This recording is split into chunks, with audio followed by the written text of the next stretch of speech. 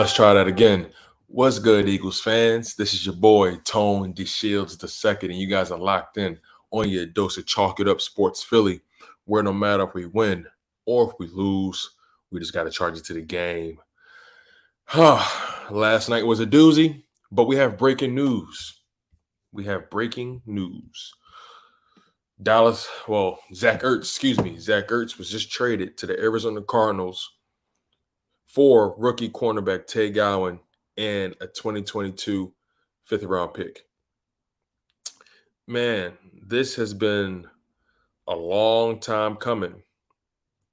So what do we make of it, right? How do we digest this, especially coming off that loss? It's funny because it's almost as if Dallas Goedert being added to the COVID list was like perfect timing because it gave Zach Ertz an opportunity to essentially showcase that he still was able to be productive.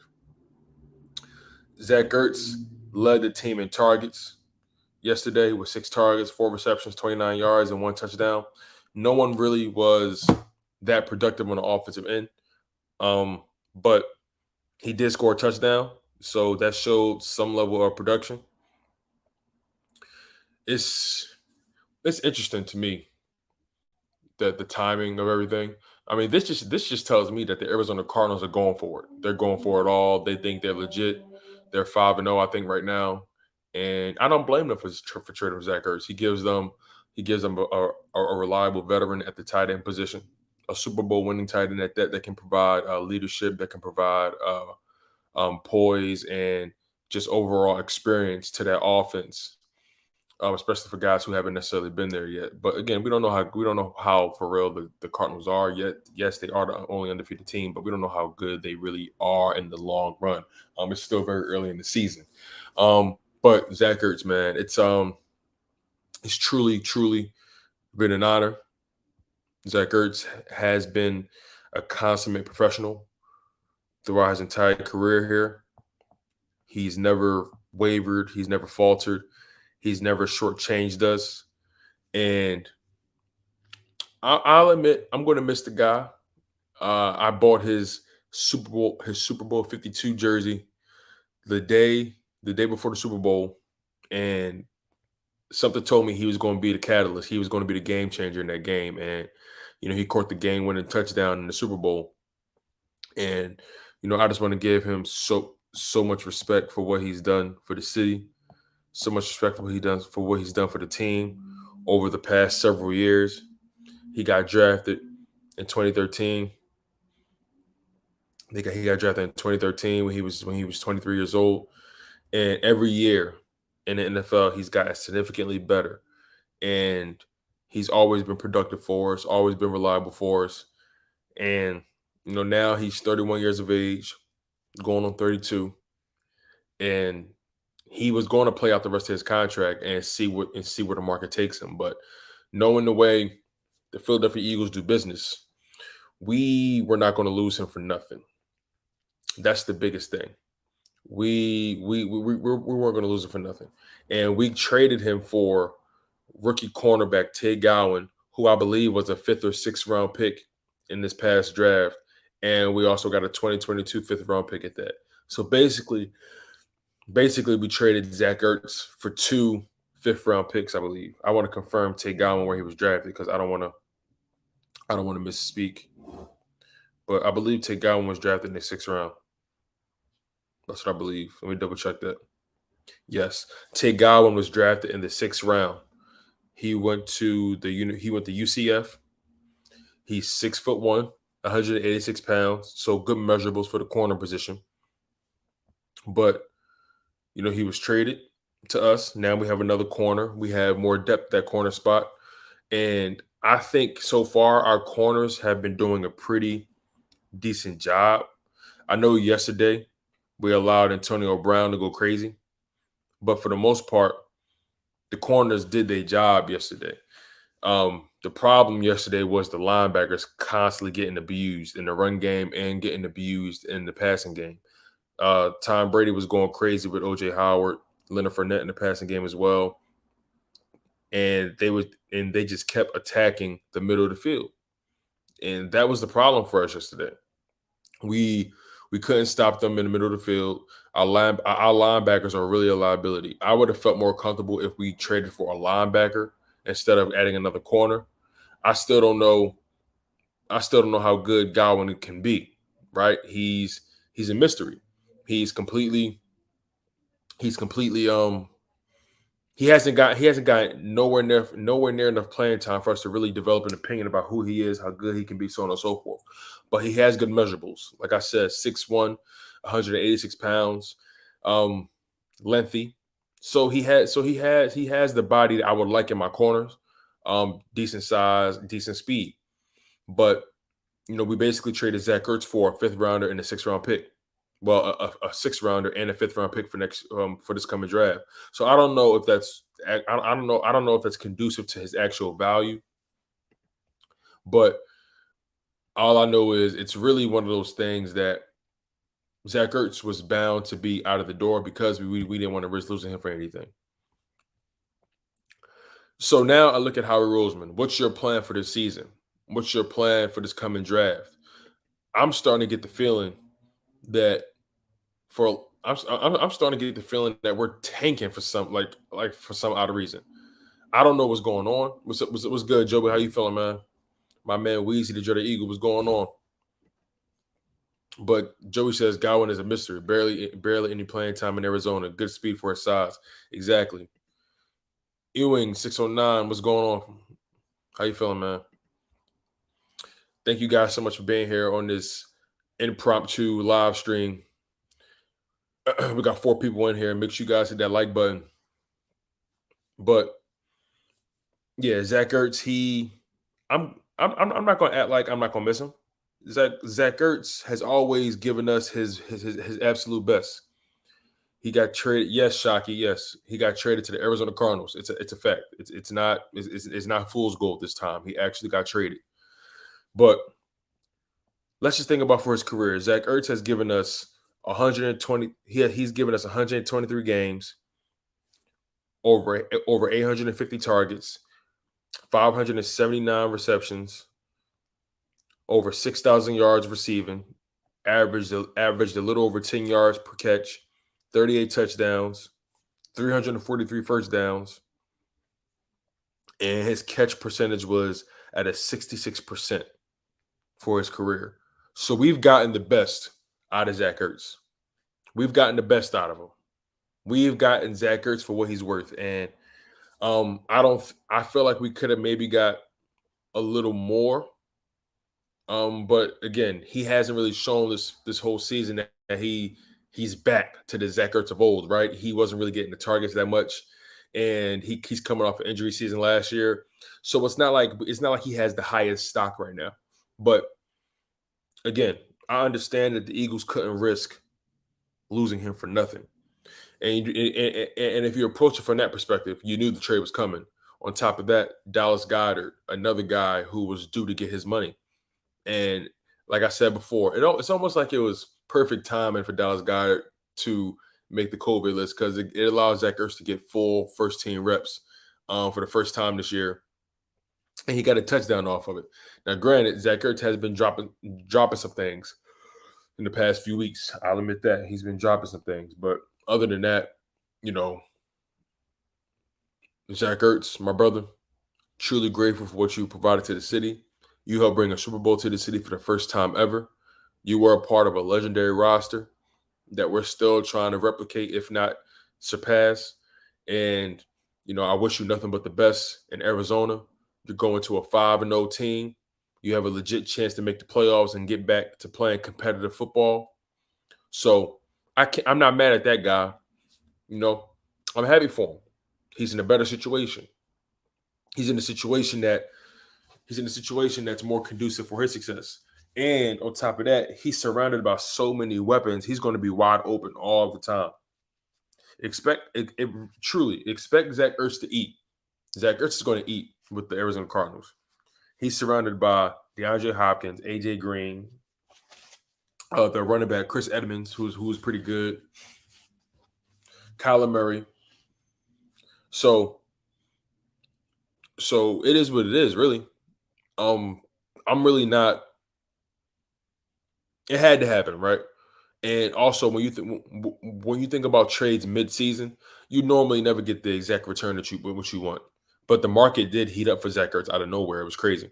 So I guess teams are starting to realize what their deficiencies are, what they need, and I feel like this was the best. This was the best deal you could have got for him at this time. You could like the Eagles were trying to hold out for the best deal for as long as possible, and nothing got better. It seemed like, it seemed like nothing got better. Um, so you gotta. So here's the thing. This is the reason why I don't think we. This is why I think we got exactly what was deserved. Yes, I know Zach Ertz is a Super Bowl winning tight end. He has the numbers. His history shows that he's always been productive, but he's clearly on the downside of his career. And I believe we got decent compensation because we have a young rookie corner in Tay Gowan, who is still relatively unknown. We don't know how good he can be. He has a clean slate in Philadelphia, and he really didn't get that much playing time in Arizona because he was behind, the starters, and he was kind of a project for them. But now we have Darius Slay, Steven Nelson, Devontae Maddox, Tay Gowan back there. It's not the worst situation. If Tay Gowan can prove that he can be developed, if Tay Gowan can just continue to make strides, he may be a nice nickel corner. Who knows if he surpasses expectations, he may potentially be a starter. You know what I'm saying? It's not where you were drafted that defines your career. It's how you respond to the adversity. It's how you respond to the opportunities. So I'm not going to sit here and act like Tay Gowan is just some slouch. He's a rookie. He's a rookie, and most likely he won't get that much playing time with us because we don't play anything outside. We don't play anything beyond the nickel. So again, Avante Maddox is going to be that nickel corner. Tay Gowan might get reps on special teams for us. He's going to get reps whenever maybe the corners need a break or something like that. But other than that, he's a project, and we're going to see how good he can be. We're going to see how good he can be. Ewing says, "I'm pissed off, man. I understand. Zach Ertz really he embodies Philadelphia. Him and his wife Julie Ertz have done so much for the city. So it's going. I'm gonna miss him. I'm not even gonna lie to you. I'm gonna miss Zach Ertz. You know what I mean? Sure, we always talk about trade him. We don't want him to be a distraction. Blah blah blah blah blah. But Zach Ertz he's always been professional for the most part. He's been professional for the most part, man. Shaki Albaran, do you like the trade or do you think we didn't get enough? I think it's a decent trade. I would prefer to get a linebacker instead of a corner, but I think it's a decent trade. Other than that, other than that slight detail of me preferring a linebacker over rather than a corner, I'm fine with it. It is what it is. Zach Ertz is a 31 going on 32-year-old tight end. You can just see it now, even when he's playing for us, there was a lack of explosiveness. But again, you got to think about the situation. We got to make sure Dallas Goedert gets paid as well. He's our tight end in the future, and I'll be honest with you, I'm pretty confident in the future of our tight end position. Having Dallas Goedert right there, having Tyree Jackson coming back healthy as soon as coming back healthy. I like Jack Stoll. He's a very very good blocker. So I'm curious to see how the play calling changes going forward. And that just brings me into talking about the game last night. Ewing says Zach definitely gonna go off. Yeah, he will, man. Shaki Albaran says Devontae Smith got locked up. Yeah, man, that was a rough game. But if I'm being honest, I feel like Devontae Smith wasn't getting the targets he was supposed to, man. Like it just seemed like it was too often I was watching that game. And Jalen Hurts, he had a lot of opportunities to get that ball out. It was plenty short. The offensive line wasn't perfect, but I saw plenty of opportunities for him to sit back in that pocket and deliver the ball where he needed to deliver it. And for some reason, he was holding on to the ball. And I'm not sure if guys weren't getting open. I'm not sure if the route concepts weren't complex enough. I don't know, man. I really don't know. But all I know is Jalen Hurts did not look exemplary last night. He didn't even look that good. Uh, Jalen Hurts, he was 12 for 26 for 115 yards passing. That's not good at all. The only production we had relatively on offense was running the ball. And we ran the ball at the end when it was already said and done. Miles Sanders should have been getting that ball. He should have been getting that ball. Ewing says, man, just when I thought we was done with the sticks defense, bro, I thought we was done with it too. I thought we was going to have some more aggression. It's ridiculous, bro. They were playing off those wide receivers like it was like they were scared to press. Shockey says, thoughts on Jalen Hurts last night? Oh, I'm going to get into that, my man. Weezy says, this is terrible, Tone. I don't know. I don't know how terrible it is because I think we all knew this team wasn't ready to really compete for anything. And at the same time, why lose Zach Ertz for nothing? You got something for him. You got something. So what they do with it remains to be seen. Ewing says Hurts didn't play well, but the play calling didn't help him. You're absolutely right, Ewing. You're absolutely right. That's the thing, man. Last night, the play calling was so trash. I'm watching this game, and I'm like, why do we keep doing these RPOs? Why do we keep running these bubble screens? There's no creativity. It seemed like the only routes that we do are bubble screens and comeback routes. And there's just no complexity to the offensive play calling. There's no level of deception. It seems like we seem like a soft football team. We're not getting physical enough. The running backs are running all over us. Like there's nothing positive about this team right now on offense. It's not. Jalen Hurts wasn't productive, but the play calling didn't help him. And he had overthrows that blew my mind. He overthrew Quez Watkins and it became an interception. The sad thing is the Tampa Bay Buccaneers didn't even play their best game. They were sloppy. I think they had more penalties than us. Yeah, we only had 4 penalties last night. That was our most disciplined game of football from a penalty perspective.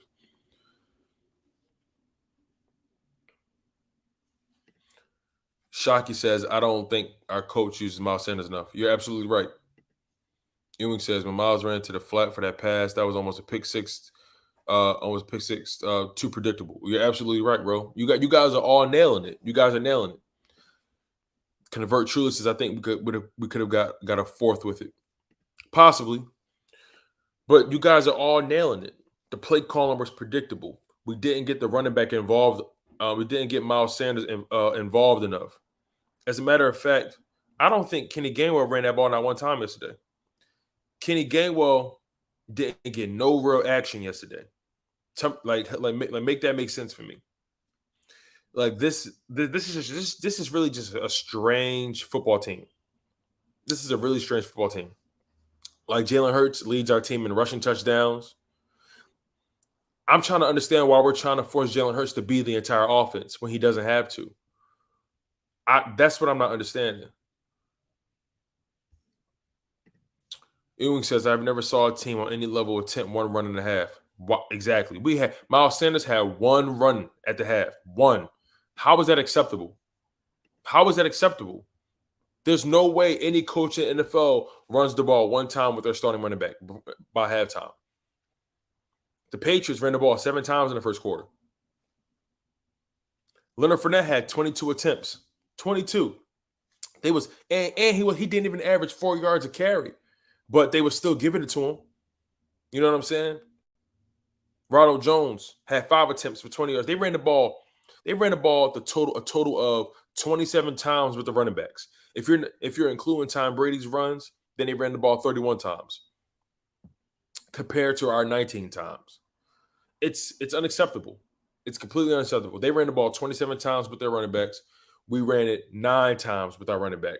There's no way in hell that that Miles Sanders gets 9 touches after he showed y'all what he was capable of doing when he gets consistent reps. Miles Sanders is going to break one. You have to give him the reps, Nick Sirianni. I'm telling you, I really believe Howie Roseman and Jeffrey Lurie are somewhat influencing this man's play calling. I really believe they're influencing how we handle business. I don't care what no one says. It's looking real fishy. It's looking real fishy. Ewing says a lot of Hurts over and underthrows, and O-line was being pushed into his chest. I could see that for sure. I feel you. Shockey says, I think Jalen Hurts can become the next Lamar Jackson, Michael Vick. You jumping out the window right now, man. He got a lot to prove before he can even be talked about like that. And besides, his play style is different. Shockey says, if Jalen gets better at throwing. Yeah, he has to get better at throwing, man. He missed some easy throws. He overthrew guys, underthrew guys. At moments, I felt like he bailed out the pocket a little too early. But then the offensive line really didn't have a good day. But there was enough moments for him to actually sit back and drop back and throw that ball. There was plenty of moments. But did we see it? No.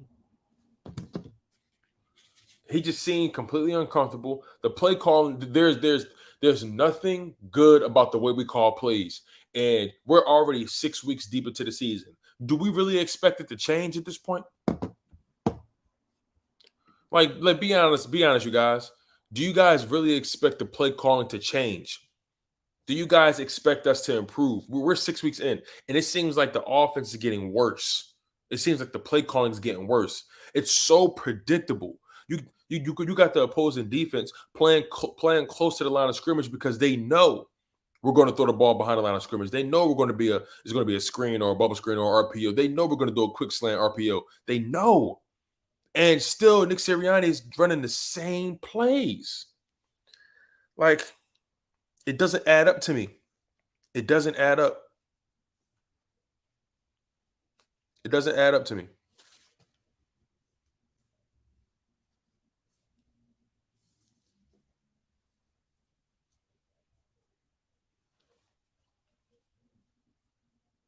It does not add up to me at all. Like, I didn't get a chance to rewatch the film yet.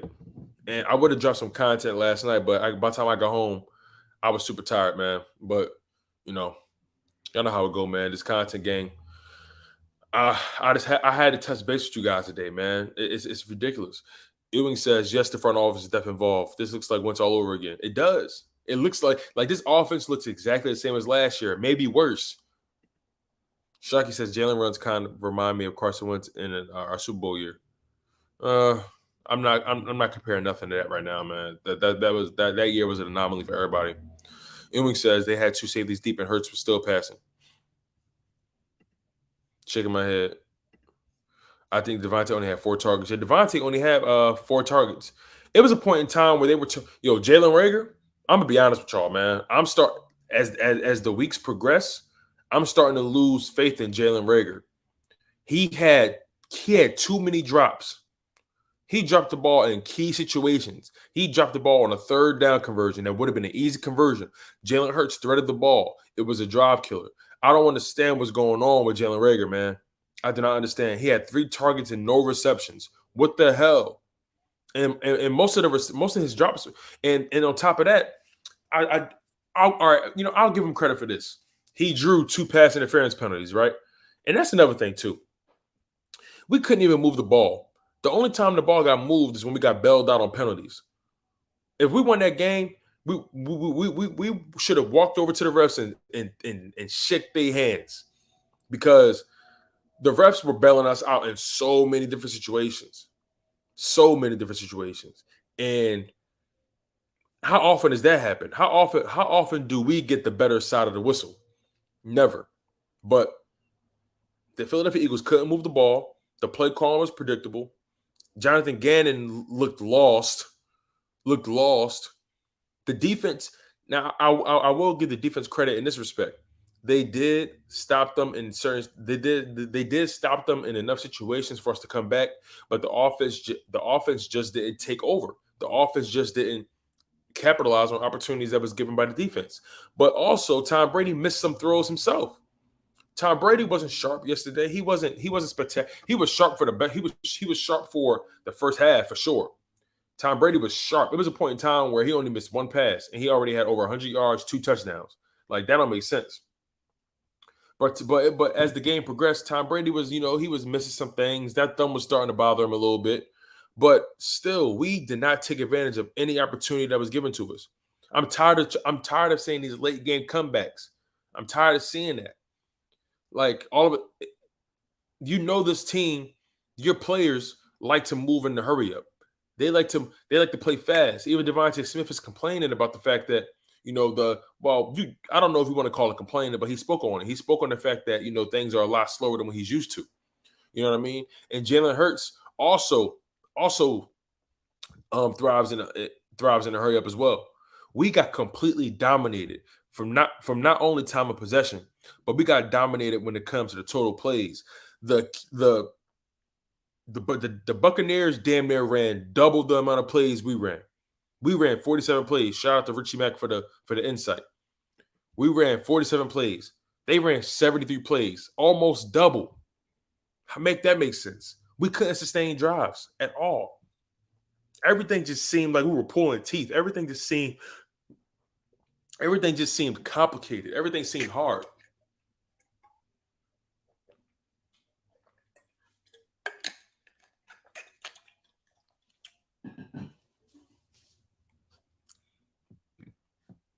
Like it was ridiculous, man.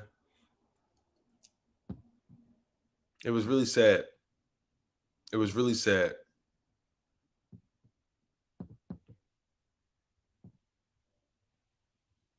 It was really sad to watch, man. Like we are a bad football team. I'm gonna say it. We are a bad football team, and we are poorly coached, and we are poorly managed by our GM, and right now we are poorly owned by Jeffrey Lurie. It's bad. Sharky says Watkins was our best receiver in that game, in my opinion. He was. It seemed like Watkins was the only one that was fighting to get open. It seemed like Watkins was the only one that had heart yesterday. Richie Mack says Eagles 20 minutes, Bucks 40 minutes. You're absolutely right. It was sad, just sad. Eagle has landed. Says this coaching staff has no idea what they want to do or are doing. Shockey says Philadelphia Eagles need Tony Shields to be our head coach. Now I don't know about that, man. I don't know about that. But I know one thing for sure though. I wouldn't be afraid to run the ball. I don't care who I'm playing against. I'm going to run the ball, and I'm going to make. I don't care what the numbers say. I'm going to run the ball, and I want you to stop me. I want you to try to stop me. We started running the ball in the second half, and we saw Miles Sanders making it happen. It was a whole drive where Miles Sanders was just running the ball, making it happen. Did everything for us. Did everything. East Camden for life. That taunt in the fourth quarter was a terrible flag. I'll be honest, man. I don't like the whole taunting penalties. I don't like the rule, but the rule's the rule. They added it and they added it to the whole Rolodex of flags that they're going to throw. So why compromise your team like that, Jannard Avery?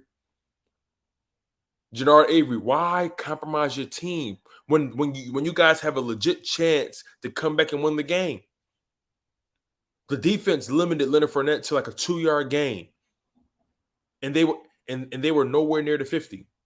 You get a 15-yard penalty. Now they damn near at the 50, maybe at the 45. Made it so easy. Like you cannot be boneheaded like that. You cannot make those kind of mistakes in a game like this.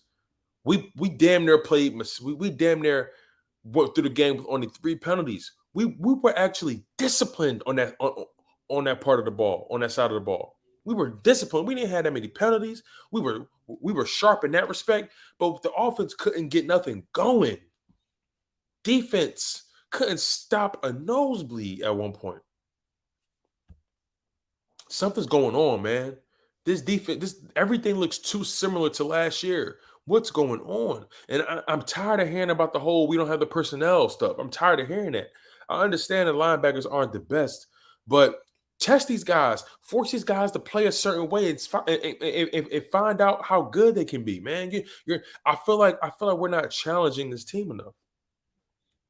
That's what I feel. I feel like we're just doing the easy stuff, and the league is catching on.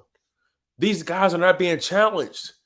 Challenge your quarterback, Nick Sirianni. Make him run some more complex plays. Put him under center. Get your running back involved. Defense, Jonathan Gannon. Run some dime concepts. Challenge your defense. Challenge them.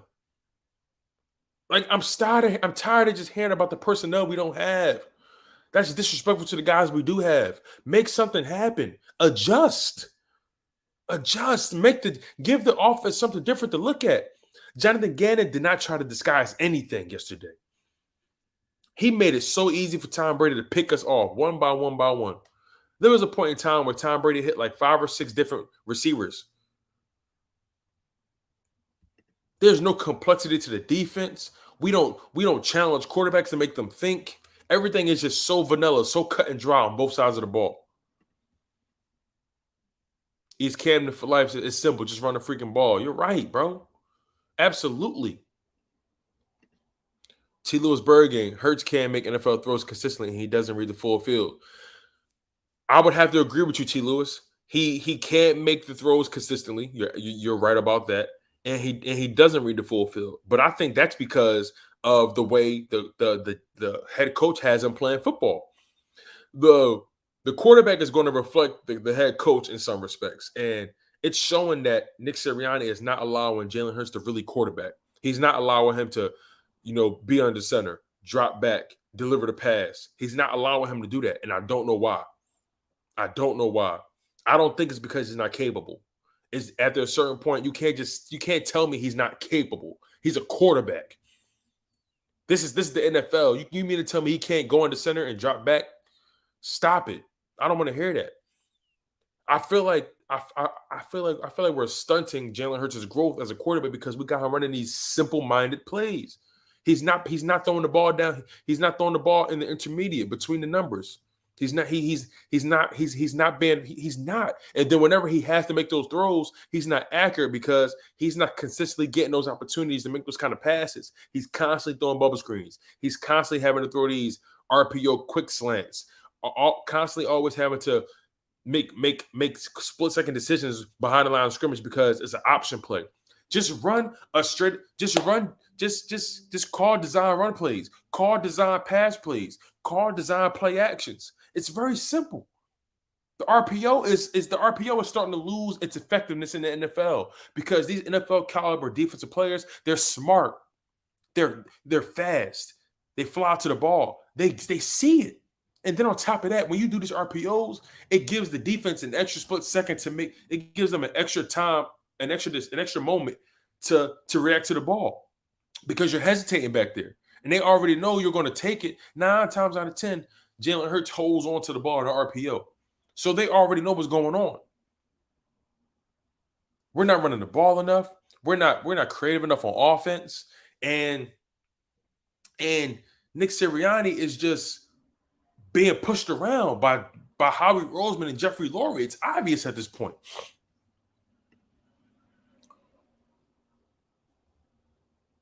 Richie says, need more convincing that Dallas Goedert can be a top-tier tight end before he gets big bucks because his contract could end up being a whammy. I feel you on that. The sad thing is, I feel like we don't go to Dallas Goedert enough. T. Lewis, other than running the ball, what if Hurts is holding Sirianni play calling back because of his lack of QB talent?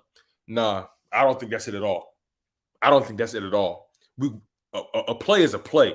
It'd be different if the play created open guys, but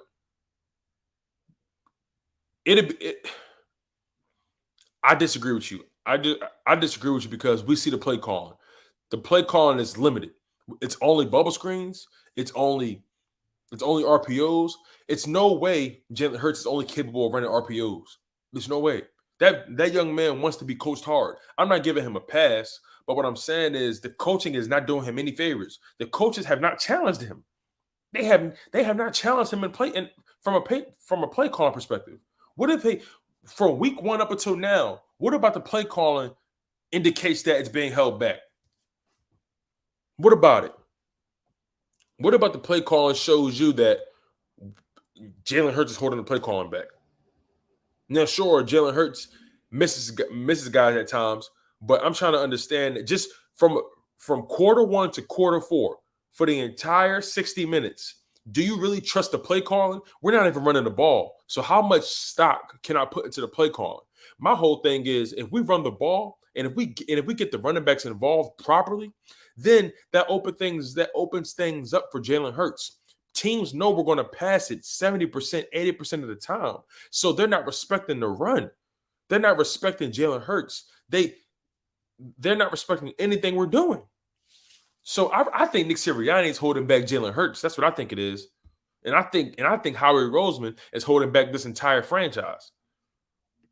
The worst coach in Eagles history. Eagles landed says Hurts isn't the guy. He just doesn't have an NFL arm. His arm talent is okay for college, but not the pros. His accuracy is poor, and he doesn't lead receivers or throw with anticipation. Yeah, I was watching that game yesterday, man, and it just seemed like he was hesitant. It seemed like nobody was open. It seemed like there was times where he was holding onto the ball way too long. Like I'm not sure if he's seeing the field fully. It's so many things wrong with his team. It's hard to pinpoint the actual problem. Also, you guys, if you guys just hopping into the live stream, make sure you please hit that like button. It really helps the content grow. It really helps the content make it all through the YouTube stratosphere. It's all about the algorithms. So I really appreciate you guys helping me out, hitting that like button, sharing it, subscribing if you're new to my content as well. Super grateful to you guys. As you can see, I ride for my Philadelphia Eagles. We're in Philadelphia Eagles country, home of Tone the Shield. So y'all know how we getting down. But I'm not going to sit here and act like Jalen Hurts has been spectacular and the play calling just been bad at situations. No, they've both been terrible. Nick Sirianni hasn't been good. Jalen Hurts hasn't been good. They both have not made each other look good in any way. And then we're not running the ball on top of that. Miles Sanders can be a top 10 running back in this NFL if you give him the rock. Miles Sanders averaged. Let's really look at it. Miles Sanders averaged 6 yards a carry. He averaged 6 yards a carry yesterday. How does that make sense? What's good, Ryan? How you feeling, my man? Ewing says the commentators couldn't believe that taunting penalty. Yeah, I couldn't believe it either, but it was what it was. It's funny because when I saw it, I had a feeling they was going to call it. I saw it, and I was like, they're going to call that, John. Watch. The next out west, what's going on? Philly Hills, my brother. What's going on? He says, hey, Tone, it all has to do with Howie. He's a cancer that's killing us slowly. You're absolutely right, man. That Super Bowl we got was the best and worst thing that happened to us. It made Howie super, super cocky, and it overinflated his role for this team. Howie Roseman sucks. I don't care if the media don't want to say it out loud. I don't care. He sucks. Howie Roseman sucks, and he's holding his team back. And I strongly believe he's the one dictating how we play games. I strongly believe he's the reason why we're passing more than we're running the ball. I really believe that. Richie MC says Jordan Mailata's confidence is it shaking that he played bad the last 2 weeks at right tackle. He was balling at left tackle, but got hurt. Then the Lane news came. Listen. They need to get Dillard off the field, put Mailata back at left tackle, and then get Driscoll at right tackle. Why are they ruining Mailata? Yes, I know he's cross-trainable. He's cross-trained, and he knows how to play right tackle. But he hasn't looked good at right tackle so far this year. He hasn't looked comfortable. Get him back to why he got the contract. Put him at left tackle. You're ruining him slowly. Ewing says, I tweeted last night, Gannon, take the training wheels off. Bro, y'all preach to the choir. Shockey says, I only see 2 to 4 more games we could win in our schedule. Well, if you consider the Raiders, so I think we can beat the Raiders because the Raiders are looking shaky. I think we can beat the Broncos. They're looking kind of shaky as well. We can beat Detroit. We can beat the Giants twice. I think I think we can beat the Washington football team twice. So what is that? So Raiders, Broncos, Raiders, Broncos, Lions, Giants, Washington football team. I see 7 games we can win. I see 7 games, maybe 5 to 7 games we can win. It's especially if we split the games with the Giants and Washington football team. Richie says, "I wish Harris would have KO Tom Brady and took the personal foul penalty early in the game, just to say you cannot be that comfortable in the pocket." Yeah, man, like you got to crack these guys. Like I don't care, like take that penalty, crack him, and make sure he know. Make sure he know you gonna get cream messing with me. Nick Sirianni didn't have a great creative plan on his play calling schemes and dispense principles to have a lot of accountability and more pressures. I don't understand his play calling either, Nick. Ryan. It was no creativity. It was predictable as hell. Richie Mack says, better head coach, Nick Sirianni or Joe Judge, who gets fired first? I don't know, man. I don't even know at this point. Nick DeWick says Ertz was trash anyways. I'm never going to say Zach Ertz was trash, but he wasn't really getting number 1 tight end reps this season. And I'll admit also, he didn't look as sharp as I thought he would look coming into the year. But I don't think he was trash at all. I think he's going to flourish in the Arizona Cardinals offense. T. Lewis says, I agree, but Sirianni wants to win games. So he's saying put Hurts in RPOs because he can use his athleticism and not conventional. Not conventional 4 reads because he doesn't make them fast enough. But the RPOs aren't working either. Like my thing is the athleticism is pointless if you're not running the ball. I can understand, you know what, the RPOs would make sense to me if we were running the ball. We're not running the ball enough, so we don't know what really could work. We haven't seen. See, we're going off we're going off what they claim to know. I don't think Jalen Hurts was really given an opportunity to be a conventional quarterback. And I'm not saying take away from what he does well, but put him in conventional offenses and then let him use his legs when he deems fit. Stop trying to scheme his legs open, whatever that, you know what I mean? Pause, like, but stop trying to scheme with his legs. That's his natural ability. Give him the plays that he needs to run, and then he's gonna do what he needs to do. Challenge him. He wants to be coach hard. I believe that. Next up, West says, how does Tay Gowan fit into the cornerback room? That's a very good question. That's a very good question. So right now,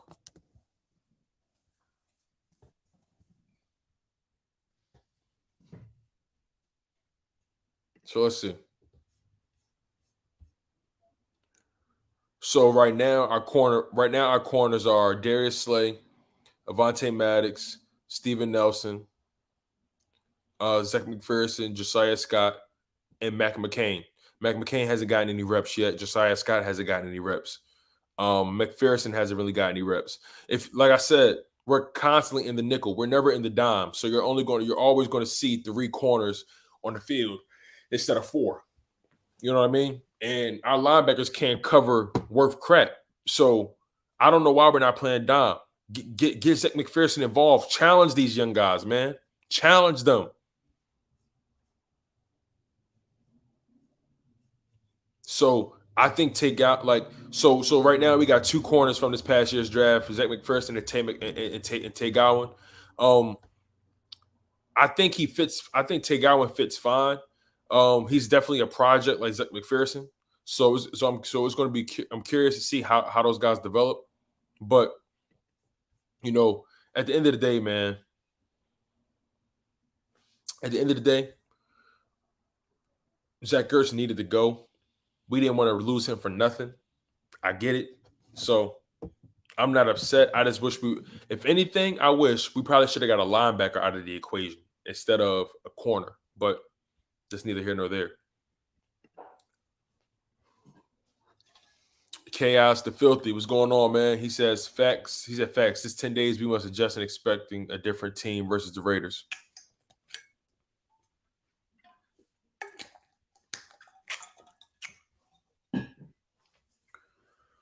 They better take a hard look in the mirror.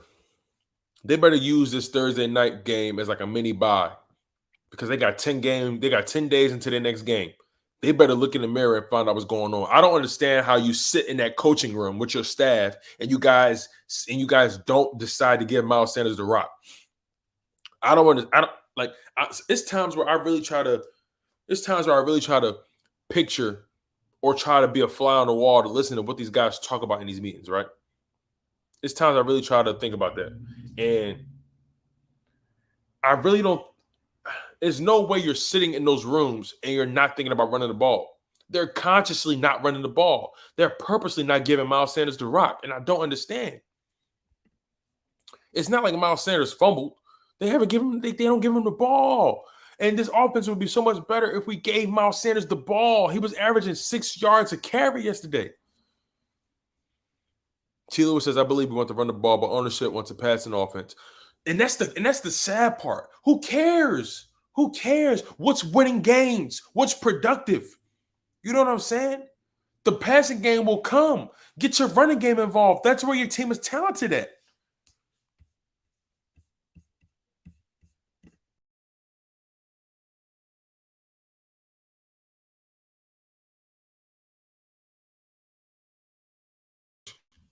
That was really strange.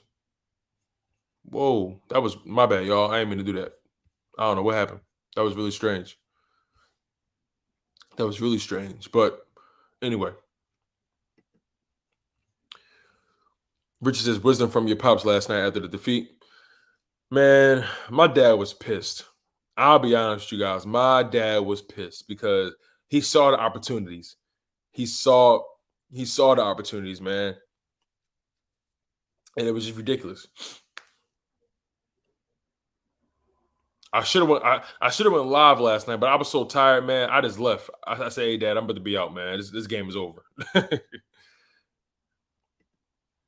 T. Lewis says, "Howard is only good at making draft pick trades." I don't know what he's good at this point. Chaos the Philly says that cornerback we got ran a 4.41. That's good. Like I said, I like Tay Gowan in the draft. I liked him. I liked the fact that he was 6'1", 185, 186 pounds. He had good speed, good measurables for the position. I like his physical tangibles. Excuse me. But you know, how is his technique? You know what I mean?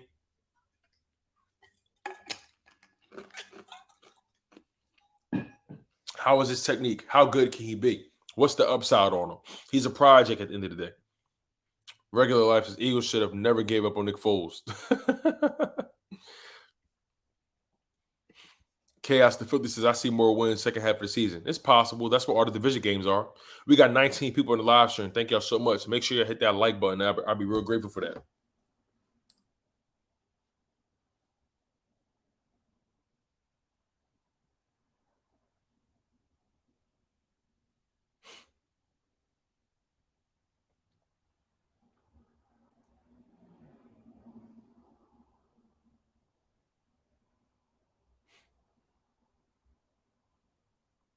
Sorry, you guys, responding to some work emails. I'm working from home, kinda.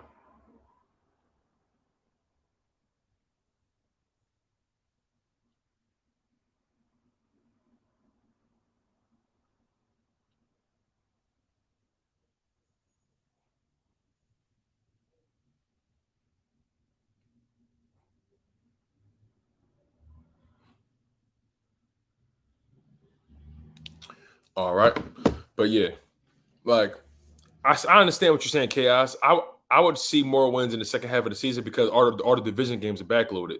That's the easy part of the schedule. The division games. Giants suck. Washington football team sucks, but we suck too. So I don't know. I don't know, man. Like how good can this team really be, man? Oh yeah, and we got the Jets. I forgot about the Jets. Yeah, and I forgot. See, that's another game that we can win. Margaret Life says Nick Foles got them a Super Bowl. Now Eagles fans are saying the curse of Foles, and they won't win again until they bring him back. Wow, that is hilarious. That's funny. That is funny. Think about it. We got that statue out there. Neither of those people are here anymore. We got rid of the head coach that won the Super Bowl, and we got rid of the quarterback that won the Super Bowl. How does that look on paper? Regular Life says, I feel bad for Eagles fans. They all know the team this year is a bust and no hope. Yeah, it's sad, bro. It's sad. Infamous says, I'm in physics science class, but who needs school with Tone is live? Hey, listen, man. Stay in school. Stay in school, Infamous. Shaggy says, I think we can beat Giants football team, Jets and Lions. Yeah, I think so too, but we're such a bad team. We're such a bad team that I don't know. I don't know. Any given Sunday, we could just fold. Yeah, I know. I did. I paused myself earlier. Regular Life says, I know Eagles fans want Nick Foles back. They should listen to their fan base and bring him back. Man, if Nick Foles came back here, man, watch his teams automatically be good. It's Camden Life. He says, should have been Ertz for Jordan Hicks.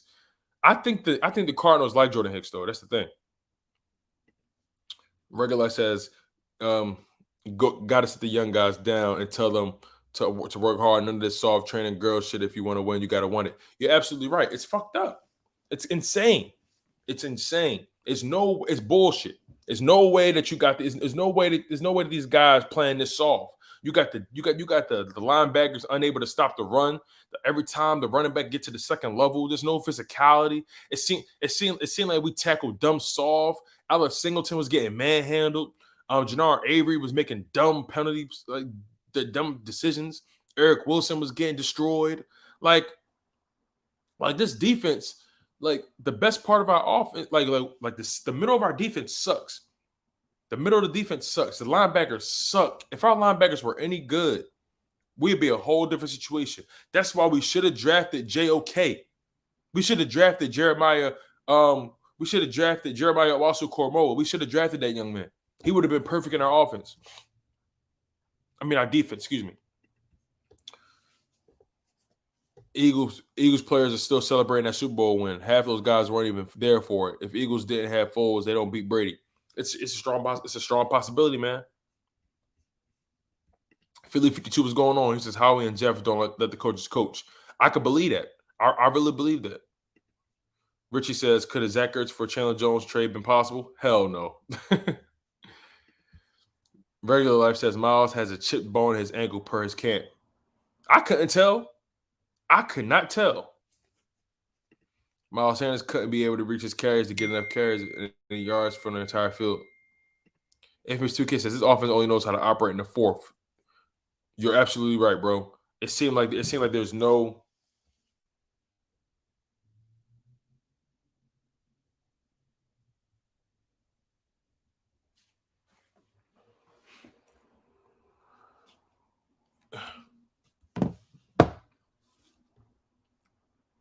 I got you, Philly Foothills. I got you, bro. Scoob-Doo. He says Lane Johnson knew this was going to happen. This one. Hey, listen, man. Lane Johnson. I hope he gets his life in order, man. Regular Life says so. Until Miles Ingles is fully healed, he's just out there as a distraction. Most people don't know, but his camp told our news station about it. Really, I haven't seen that come out in the news. Eagles Uncensored says, Joe, what's good, Tone? Work nights and woke up to this crazy news. I actually love the trade and understand it, and we get a pick and a player that's a win, and Gowan is a steal for the future. Yeah, I'm not upset about the trade either. I do kind of wish we would have got like a linebacker out of it, but nonetheless, I do think the compensation was fair for the moment. I do feel that the compensation, it made sense at the time. It made sense. Infamous says these games are coming down to this offense. Honestly, like if we come out early, we probably win that game. But I don't know if it's because defense chills when they're up by the third, and if the offense just is alive, bro. I don't know either, and that's the sad part. It's really hard to gauge this team because in so many different situations, they're either proving us wrong or proving us right. This team is so inconsistent in so many different ways. It's insane. Jalen Hurts is inconsistent. The coaching staff is inconsistent. Everything is inconsistent about this team. Eagle Slayer says, what's going on, Tone? We all knew this was coming. Ertz would dominate in Arizona. This is just a frustrating year. It's the same problems as last year, beginning with Laurie and Howie. Absolutely. And you know what? This is the most annoying part, too. These guys like to think, they're the smartest guys in the room. Howie Roseman strikes me as that guy that likes to consider himself the smartest guy in the room. He strikes me as that kind of guy. He likes to be considered the smartest guy in the room. And when you're that boneheaded, when you're that cocky, it only can expose bad things about you and your team. Howard Roseman is such a cocky little weasel, and he has not done right by this team in a long time. He hasn't, and I want somebody to tell me something different. Howard Roseman has not done right by this team in so long. But yeah, Zach Ertz will dominate in Arizona. He got all those weapons around him. He's gonna be wide open all day. Richie says defense did their job, held the Bucs to 28 points. Offense needs to score more than 7 points in the first half. You're absolutely right. The defense actually, for what it's worth, they held the Buccaneers to under 30 points, keeping the game within reach. Defense kept the game within reach. I do want to give them credit for that. They kept the game within reach. The Buccaneers are arguably the best team in the league. They are the reigning Super Bowl champs. They dropped 41 last week. We held them to 28 points. They kept that game within reach, and offense did nothing with it. Offense decided to come alive at the very end, making that game look closer than what it really was. We was getting mollywopped in that first half. We couldn't even compete. Infamous Nick Sirianni's problem is he tries coming to a bigger lead early. That's why he don't run the ball early, and then I believe he thinks if we get out early to a 2-touchdown league, let's say Nick is willing to run the rest of the clock. It's like we're trying to be explosive with a QB who can't throw 50 yards deep consistently. It's like we're trying to be the Chiefs with no Mahomes. We're pure speed but can't stretch the field. That's the play calling and the QB not making the throws when they're there. I can agree with you on that. I actually think that's a perfect way to describe it, Infamous. I think that's a perfect way to describe it. You see Nick Sirianni trying so hard to be explosive in the beginning. Just run the ball and get a feel for the game. Run the ball and get a feel for the game. You feel what I'm saying? Get a feel for the game. And then at that point, start to open it up. It's no way that you keep allowing this team to be this flat-footed coming out. Like, we don't run the ball enough. It's such a simple concept.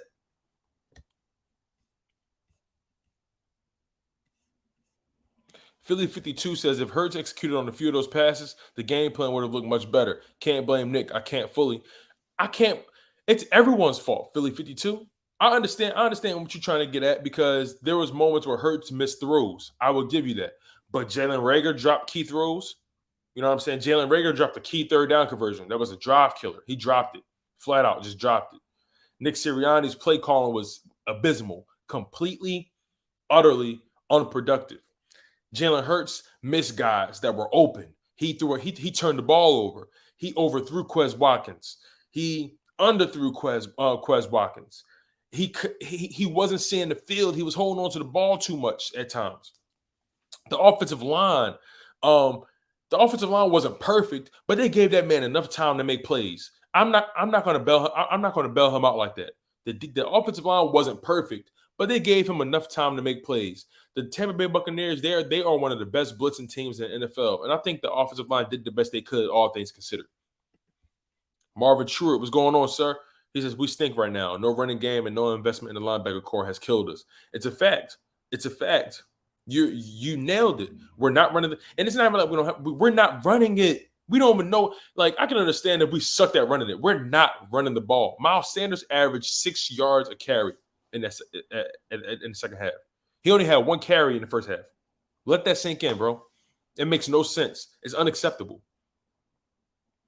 I can't wait to watch the all 22. I truly can't wait to watch it because it's going to expose a lot. It's going to show how much food Jalen Hurts left on the table.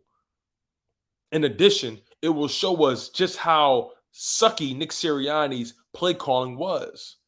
Also, you guys, make sure y'all hit that like button. I'd be super grateful for that.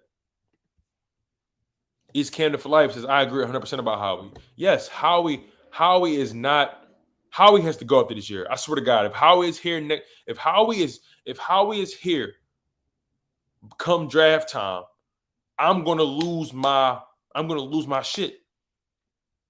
I'm gonna lose my damn mind because we don't deserve that. We don't deserve as a fan base, as content creators, we don't deserve as a city, we don't deserve to be treated the way we've been treated by this organization, by this general manager and this owner.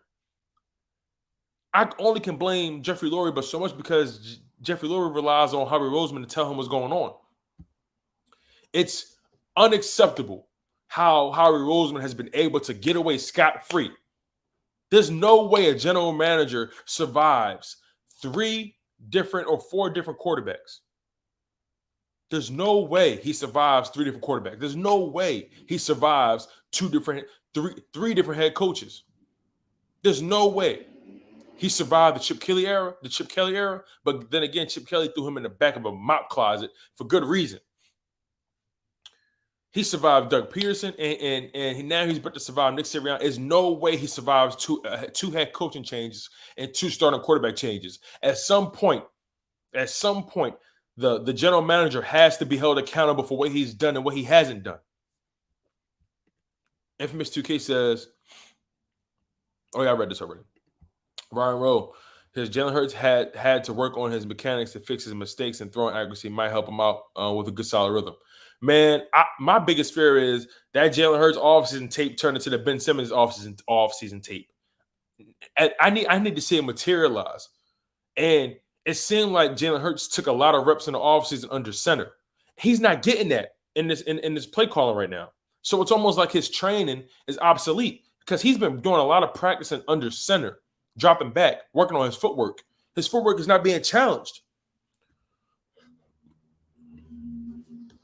Marvin Truitt says, I'll give them that, but 28 points is still bad. It is. It is.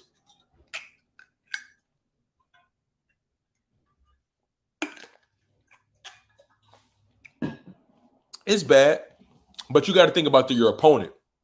You know what I mean? With that much talent, you got to think about your opponent. They held them to 28 points, and we was able to put up 22 points. So, yeah, we got bailed out by a lot of penalties, but that defense, all things considered, sure the defense could have played better. I'm going to be very honest with you, Marvin. The defense could have played way better. From beginning to end, everything just seemed like backyard football for Tom Brady and those guys. Antonio Brown was cooking. He was cooking. And most of Antonio Brown's numbers came from the middle of the field. Tom Brady was picking that zone up. He was just picking it off left and right. But again, Tampa Bay Buccaneers, they are a team that's capable of dropping 30 plus, 35 plus points. We held them to 28 points. The game was within reach. The offense needed to take advantage. You cannot beat the Tampa Bay Buccaneers not scoring touchdowns. And then Jake Elliott missed the field goal. You know what I mean? That changes things. That changes how you play call. T. Lewis says, I'm low-key done with the Hurts experiment. It's clear he can't make NFL throws consistently. It's okay for us to say he's not a franchise quarterback. Let's fix it. Yeah, man. It's starting to make me question him, man. I'm not going to act like I'm not questioning that, man. I'm questioning everything. I'm questioning would it be a different story if the play calling was better? I'm questioning would it be a different story if the quarterback play was better? You know what I'm saying? The bottom line is though, nothing. There's no promise anywhere. There's no promise anywhere. I believe this is 2 weeks in a row where Jalen Hurts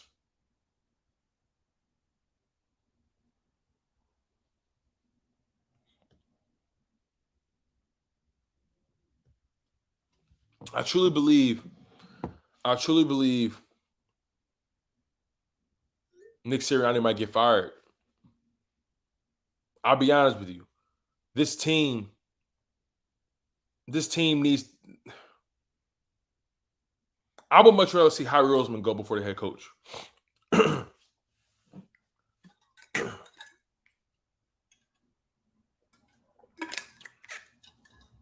I would much rather see Howie Roseman go before the head coach goes, before I make any decisions. Marvin says, by halftime, 1 rush for 1 yard by the rep. Unacceptable. Excuse me, you guys. Hickman says, correct me if I'm wrong, but Hurts has not shown me why he could maybe be a franchise QB. He don't have to play like one. He just got to show me that he could be one in the future. I understand. He hasn't been consistent enough to show me that he can be a franchise quarterback. I haven't seen it yet either. I'm glad Jalen Hurts couldn't cover up so many bad play calls with his skill. Philly 52 says, yeah, bro, Rager is a whole other issue. He got to go. He hasn't learned how to receive by now. Slim Reaper came in here ready to go. No learning needed. Absolutely right. Yeah, absolutely right. Infamous 2K says, like Herbert, Burrow, Mac Jones, Kyler, his rookie year, all these guys show promise. I'm not seeing it in Hurts so far. I get it. Marvin says, no running game is helping Hurts. LOL, even worse. Yeah, right. That's what I'm saying. Like, if we ran the ball, then I'd be able to really see how good Jalen Hurts is with a running game. Infamous says the offense is incompetent, dude. Like, how are you passing the ball only like 150 something yards, 46 completion percentage, no passing TD against the worst passing defense? It's the whole team. Jason Kelsey, 2017. It's the whole team. I got you. No, I'm with you on that. The Tampa Bay Buccaneers have the worst passing defense in the NFL. And we made them look like the number 1 passing defense. Make it make sense. Is that truly all on the quarterback, or is there some play calling involved in there too? It's a combination. Philly 52 says, correct temporary Colts fans. He doesn't pass the eye test. Richie says, go Flyers tonight. Sixers versus Pelicans in 5 days. 9 days and counting to the Raiders game. Man, I don't know, man. It's going to be tough. Infamous says, in my opinion, no, I mean, he's okay. Y'all talking to each other. Infamous says, am I tripping, or does Hurts actually look like somewhat elite in the quick tempo, no huddle, 2-minute type offense? He looks, that's what I was saying earlier. I was saying that he's better in the quick tempo offense. But when you got him doing these nutty RPOs, even Devontae Smith said the offense moves too slow. He said it's much slower than anything he's used to. These guys want to go. These guys want to ball. They take, like Jalen Hurts is waiting for the play call to come in and he's running the play. These plays suck. These plays are ass. These plays are absolutely ass. And I don't care, and nobody can tell me different. There's no way you come in and week out and you run the same plays like this. There's no improvement on the play calling. We're expecting improvement from our quarterback, but we got to expect the same level of improvement from our head coach. It seems like he's not learning from the previous weeks. When he loses and he don't run the ball, he's not saying, okay, maybe I should run the ball a little more this week, see what happens. It's early in the season. This is the part of the season where you got to test everything, get the running game involved, find out how good your running back is, find out how good your quarterback is, get the running game involved. I'm starting to think they don't want us to do well because they're trying to keep these draft picks in the top 10.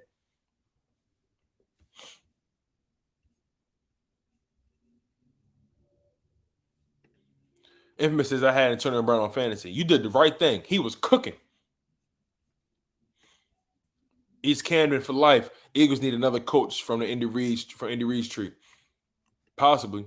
Philly 52 says, Hurts will make me believe it when he can complete low percentage tight window throws consistently. It's needed in the pros. You see these elite battles every week where execution is a must. You saw Lamar Jackson last week. Lamar Jackson was balling. Lamar Jackson arguably played the best game of his career. And they tried to say that man can't throw. He arguably played the best game of his career. Like, I don't understand it.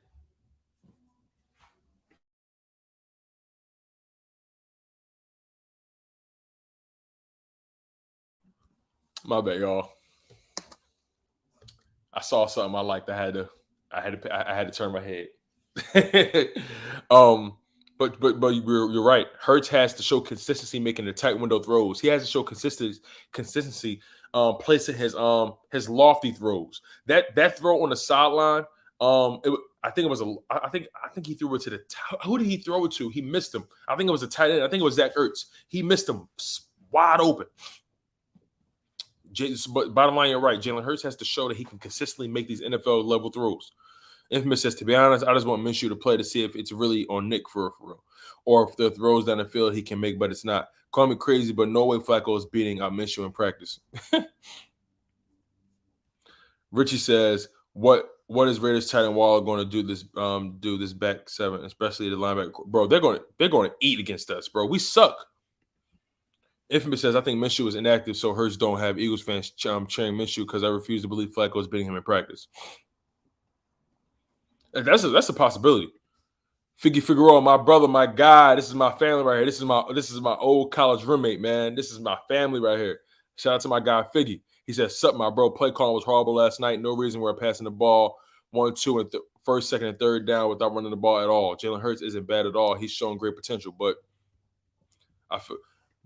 we are not setting him up for success whatsoever by not running the ball. And RPO works, but not if we don't run the ball at all. How do you expect it to work?" You're absolutely right, Fig. I feel like we're not. Now I'm not going to act like Jalen Hurts has been perfect, but we're not putting him in the best positions to succeed at all. At all. And it's sad to me. It's really sad. You good? Love you, babe. Have a good day. Like it doesn't add up to me. It doesn't add up.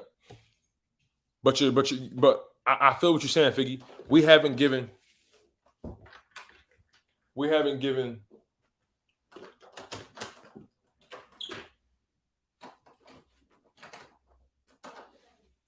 My bad. I didn't know what you was doing. Anyway, but we haven't given Jalen Hurts the proper foundation to succeed. These young guys, these young quarterbacks, they need a running game. I don't care how good your quarterback is. You need a running game. You need to run the rock. I do not care how good you think your quarterback is. Even the greatest quarterbacks have a running game. Even the greatest quarterbacks have a running game. We're not running the ball, and we're expecting the run-pass option to work. Make it make sense, Nick Sirianni. Make it make some fucking sense. It don't add up.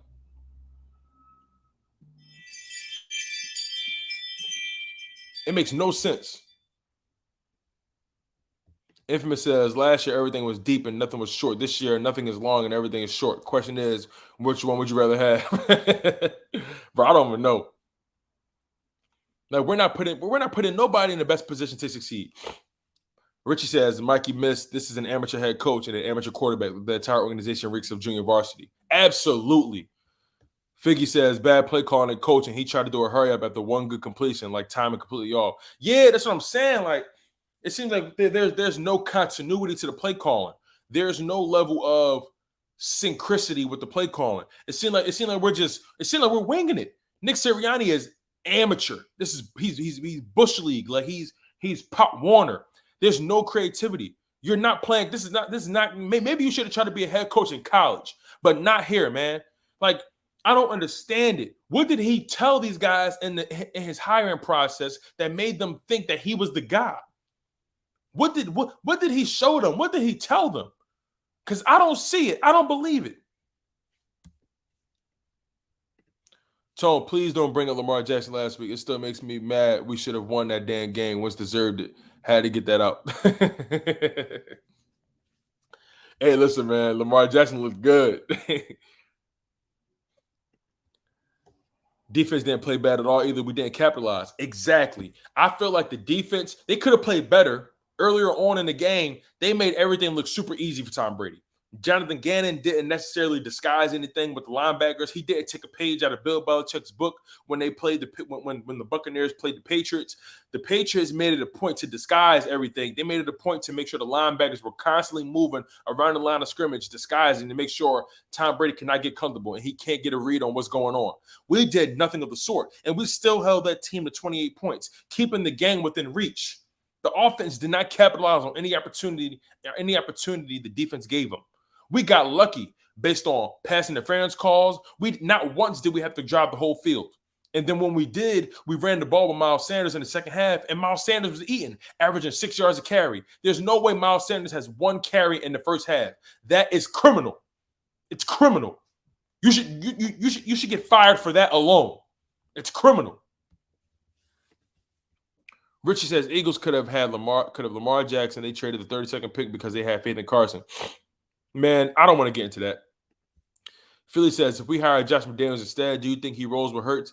And imagine if he did, how would we be right now? I think McDaniels would have brought some veteran leadership in that and on that coaching staff. At least with McDaniels, he has experience. He has a resume behind him. He's coached the GOAT for a long time.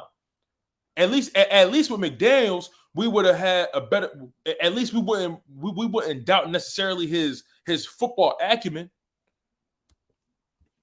Figgy says, disorganized, bro. I agree with you. Think about how many penalties we had this season. That took points back. Eagles are not a disciplined team this year. We're not disciplined at all. But to your point, right, yesterday, we actually played our most disciplined football. If you take away that Jannard Avery taunting call, which was BS, but still, you got to be smarter than that as a player to understand the rules and regulations. You can't – listen, this is an important job. I need to stop them. Who cares about your ego? Get the stop and get back on the line of scrimmage.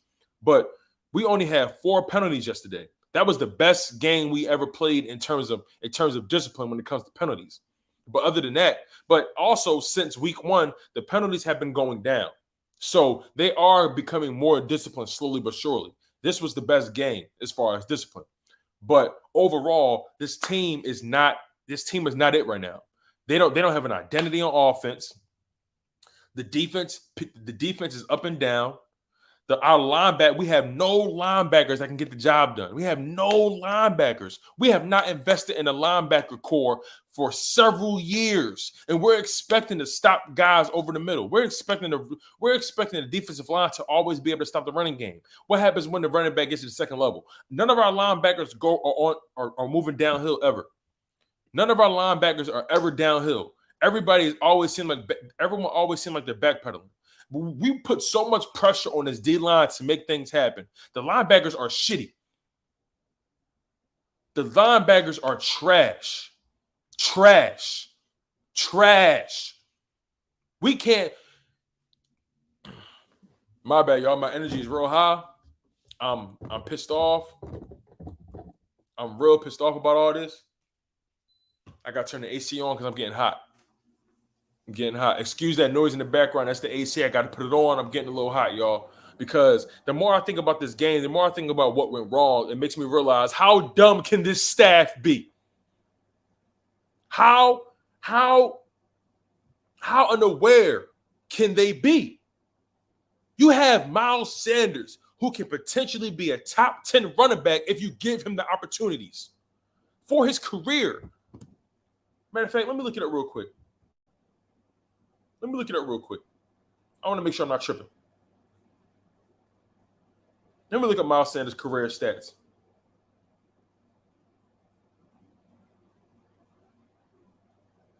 Let me look it up.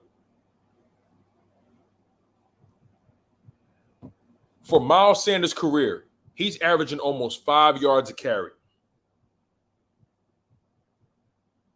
For Miles Sanders' career, he's averaging almost 5 yards a carry, and you're not running the ball? Jinx Wolf says, yo, on the school bus and got the news. How are you, Tone? I'm good, bro. I can't complain. I appreciate the love, my guy. How was school? Figgy says, shitty, bro. Figgy says, we got players. We need an identity. I agree with you 100%. East Candom says, need Rex Ryan as the coordinator. I don't know about that. Figgy says, Du Staley would have been perfect coach, and still I stand on that. Hey, listen, man, I want to do Staley too. I ain't gonna hold you. Philly 52 says, is it the link field grass that makes our defensive players run like molasses? Bro, I do not know. Man.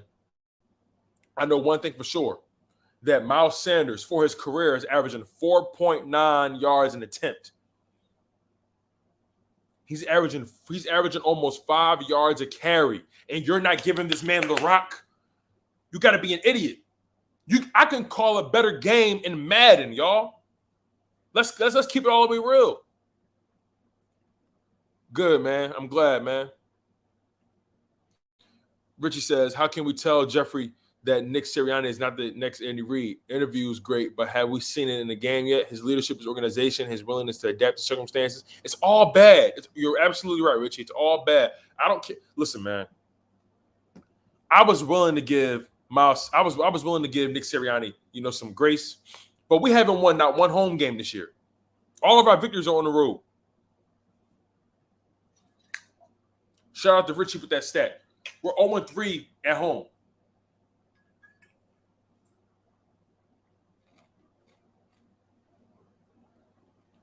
It's a shame. It's really a shame.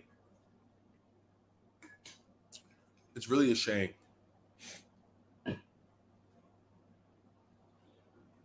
I pray to God all the time that my Eagles figure it out. All the time.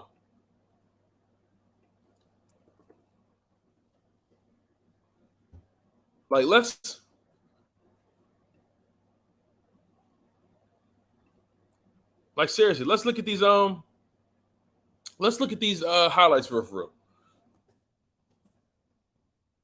Let's look at these real quick.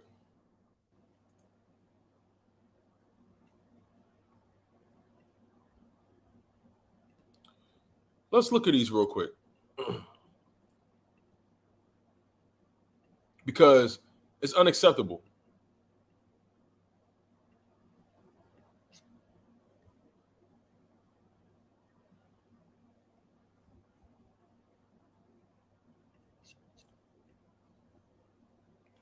Just look. Let's watch this, y'all, because it was not. Look how easy it was for Tom Brady. Just look how easy it was.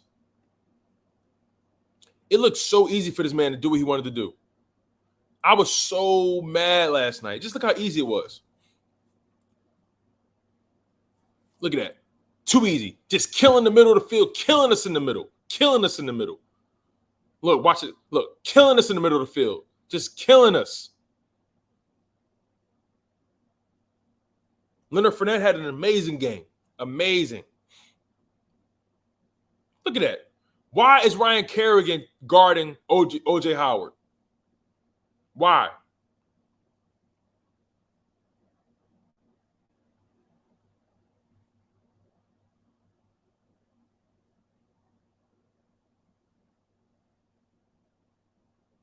Just look.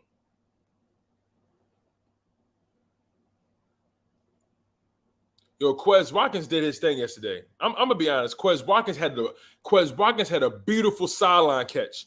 That's like Quez Watkins should be getting way more targets, way more reps than Jalen Reagor. There's no way. He's outplaying him by far. By far. Come on with these damn ads.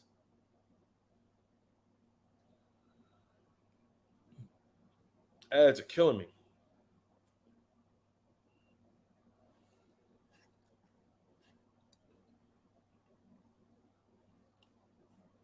Reagor has to I'm over Reagor. Quez Watkins is the number 2 wide receiver. Quez Watkins is the number 2. And then also Jalen Hurts should have been through that ball. That's a touchdown. That's a touchdown if he throw that ball sooner. Jalen Reagor beat Dean. He beat him. He beat him. He beat him.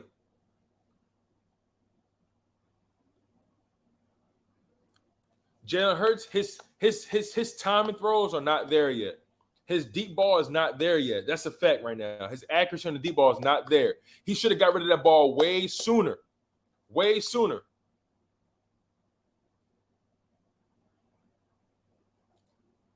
Look at this, man. Tom Brady was just methodically picking us apart. Look, right in the middle. Boop, right in the middle. Look how soft they playing. Look how soft they are.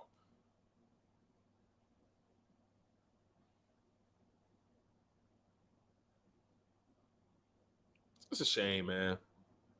Just truly a shame.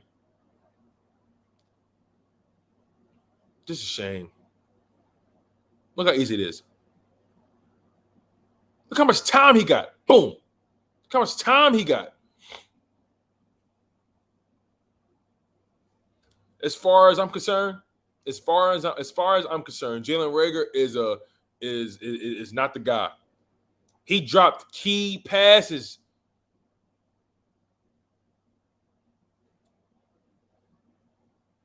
See, like that one. Let's go back. Let's go back real quick. Let's go back.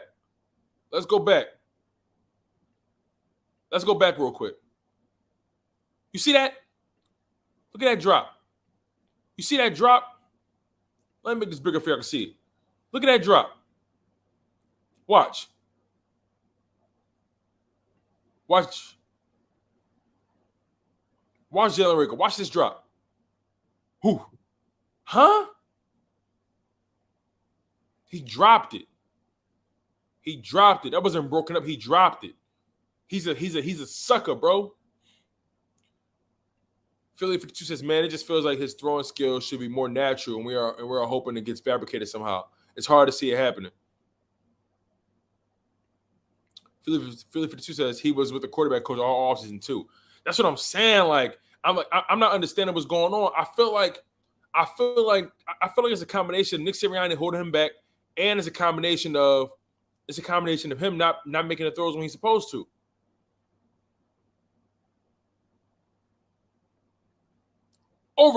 Come on, man. Come on. You can't overthrow like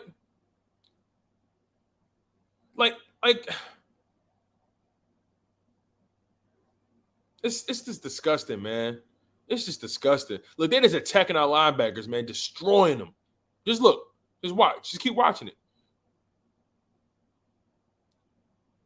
We got lucky, man. We lucky we lost by what we lost by.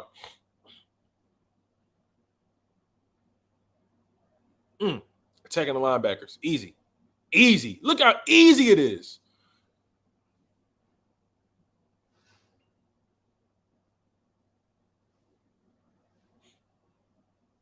Look how easy it is, man. Yeah, I could see that. I could see why y'all would say that. Quez did jump pretty early. But that was a bad throw in general.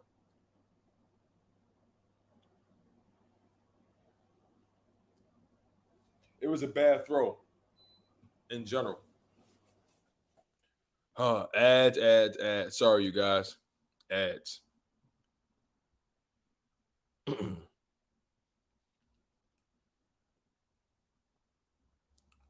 Bro, we made it look so easy for them yesterday, man. So easy. And I'll listen. I'll give the defense credit in the second half. They held them to 7 points in the second half. They held them to 7 points. In the second half. Offense has to take advantage of the opportunities. Period. Look how much time he got in that pocket. Look how much time he got. Bad throw.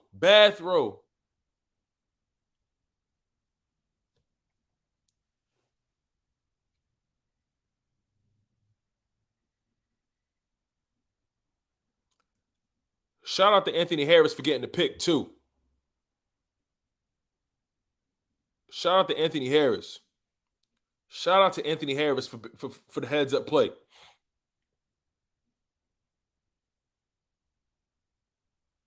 Look at how much time he got in the pocket, man. I don't understand it. Ryan says Jalen Reagor won't be able to produce enough catches and getting a great offense to concentrate on his drops will make a terrible performance. Man, all I know is the defense held them to 7 points in the second half, and we did nothing with it. Defense played a great game in the second half. A great game. First half, they gave up 21 points. They tightened up in the second half.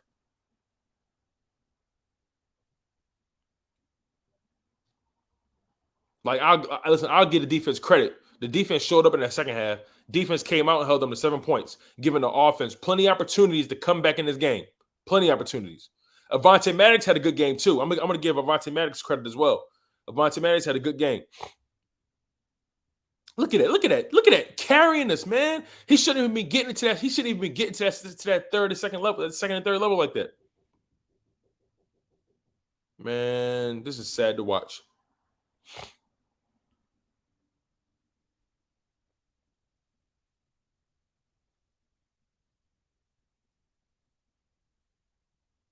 Look at that. Look how soft they are.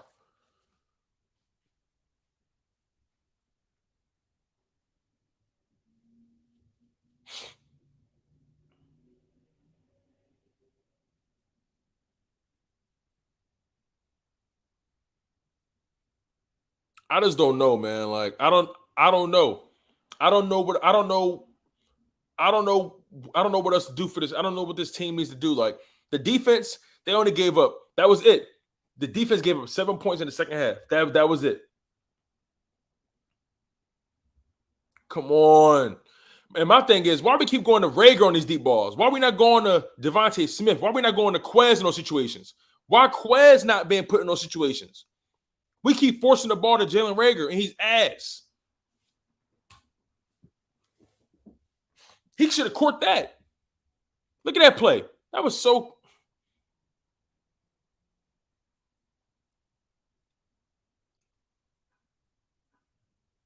Like, we finally want to start giving the ball to Miles Sanders. It's pissing me off, bro.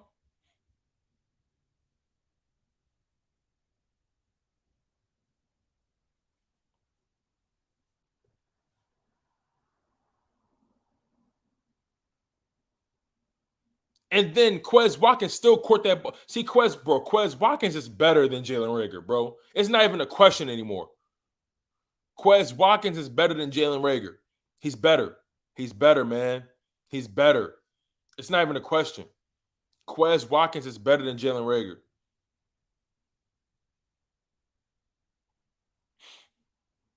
Sorry about these ads, y'all.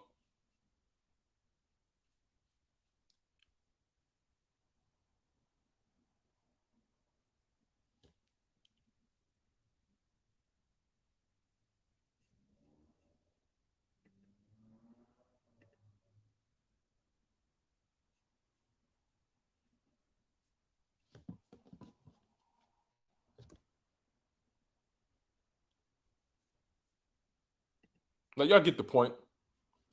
Y'all get the point, man.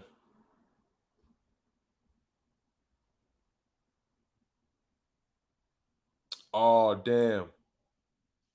They got me.